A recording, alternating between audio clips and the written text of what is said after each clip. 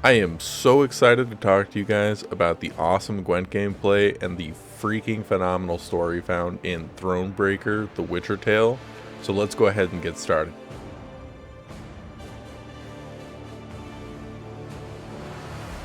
So the story picks up by introducing Queen Meve of Lyria and Rivia, and explaining some of the happenings before the game actually starts. There's a peace talk going on, and she's essentially going to collect tithes. And then it kind of opens up further from there and introduces you into the world and, just her surrounding kingdom. The game does a really good job at developing Meve's character as well. You'll see what I mean, but from who she was to who she becomes, there is an amazing gap, and it really does a good job at showing every step along that path.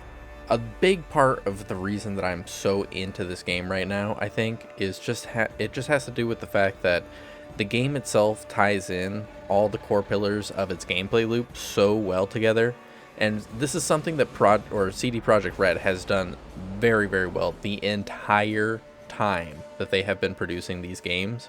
Even from the very first Witcher game, in my opinion, I mean, just phenomenal. You really get to, select what kind of difficulty the game is going to have. And let me tell you, from Adventure to Bonebreaker, there is an amazing gap as far as how difficult the game can be. Battle Hardened is kind of like you're just kind of like run-of-the-mill. And you have a lot of scenes like this one where you play out and just watch some cutscenes unfold with some beautiful artwork. And then there's the overworld itself, where you can kind of traverse around and, explore some nicely painted stuff. You'll see, all the artwork is it's good. I wouldn't say it's like the greatest or anything, but definitely something to look at and kind of enjoy while you're going through it. A big part of being in the overworld is actually going to be gathering, though. So you gather gold, wood, and manpower, basically, and you can do a lot of different things with those. We'll talk about that a little bit later, but really this is going to be like something just to keep an eye out for as you progress through the map, because there are a ton of these gathering points. There's also a lot of really, really pretty artwork to be found in the game, though. This is just one example of it. I mean, the cliff that they just painted, really, I can't even say anything else about it. It's just painted like watercolors. It's freaking gorgeous, man. And then you have the camping system. The camping system is actually a pretty cool integration for being able to control some of the stuff in the game. It's kind of like where you upgrade everything from your deck to your general play and everything like that. I like the fact that they made it like this, honestly. It's unique, and that's always welcome. But the biggest thing that you do here, in my opinion, is managing your Gwent deck.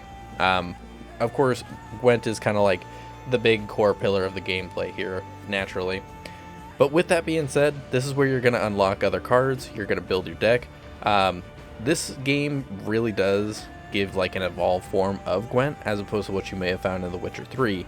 And that is something to be kind of aware of. You don't like win cards from people anymore. There's also the pub tent. This is where you can go to talk to some of the dudes that, are in your employ, so to speak. And you can also check your game stats. A lot of good character development that goes in here. You also see some familiar themes from the Witcher games, like the notice boards, for instance, where you can come scope out what all is around on the map.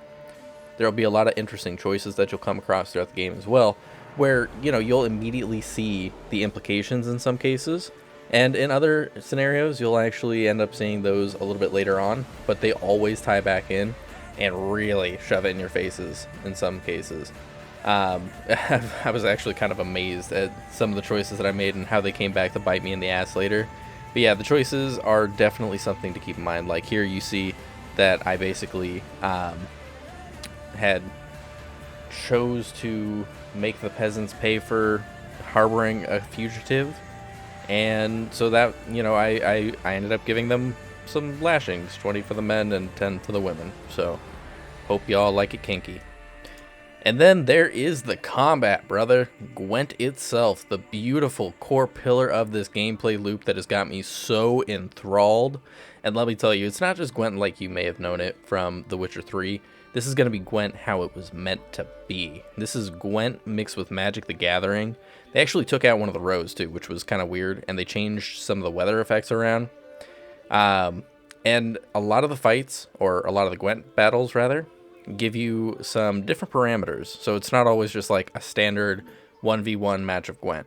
Like, there was a point where you had to fight a rock slide, and I know it sounds weird, but trust me, it's actually pretty cool.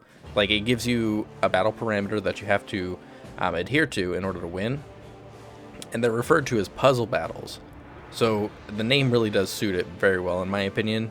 They make it so that there is kind of like one specific way that you're going to win, and as the game progresses, it becomes more than just one naturally.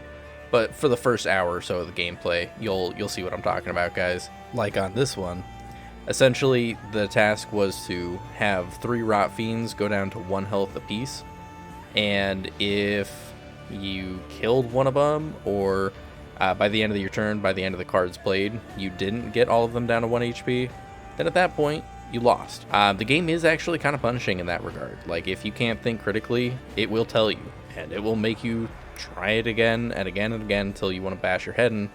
But I really don't think anybody should be getting to that point. Gwent is, and always has been, a fairly straightforward game, and this iteration is nothing to scoff at. It is an amazing title from CD Projekt Red, and I promise you it is worth picking up. To finish things up, the too long don't read, go out and buy this game. I know you can't get it physically, download it, don't listen to me, just get it. Just get it, spend your money, it's worth it. I paid full price, just pay it, and thank me for it later. But yeah, thank you guys so much for coming out and watching this one for me.